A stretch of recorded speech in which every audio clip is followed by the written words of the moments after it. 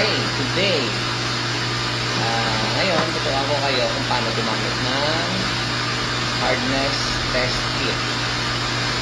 Ito ay para sa water station. Kung malalaman mo na kailangan mo nang mag-regenerate ng asin sa iyong softener. Okay, so ito yung hardness test kit.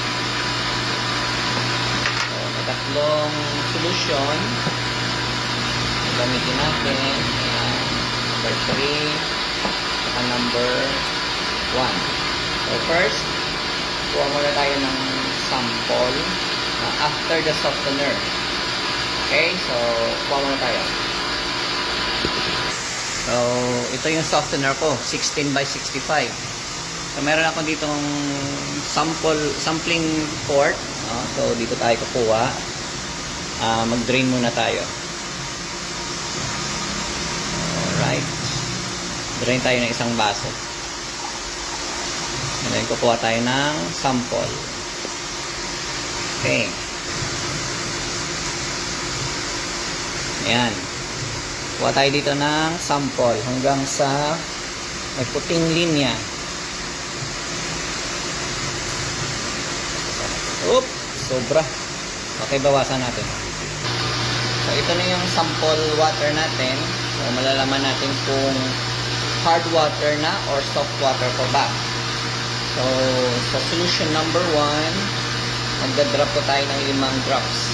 5 drops. Okay? 1, 2, 3, 4, 5. Okay? And shake. Yan.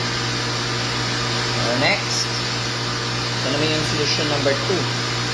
So, pag nag-blue siya, or blue pa siya, ibig sabihin soft water pa rin. Pag nag-pink na, or dark red, meaning to say, exhausted na yung resin natin, yung softener. So, need na natin mag-regenerate ng asin. So, 5 drops. 1, 2, 3, 4, 5. Ayan. So, shake natin. Ayan. So, okay pa. Blue pa. Ayan. So, meaning to say, yung tubig na dumadaan sa membrane natin ay soft water pa rin. So, yun ang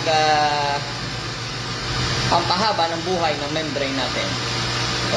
So, yung hardness 3 na naman, in case na medyo alanganin yung kulay, may pagka-violet, so try to drop this one, 1 or 2. Dapat 1 or 2, magbu-blue pa rin. Pag hindi, meaning to say, mataas na yung hardness niya. So, I hope makatulong ko sa mga katubig. Okay, maraming salamat. Goodbye.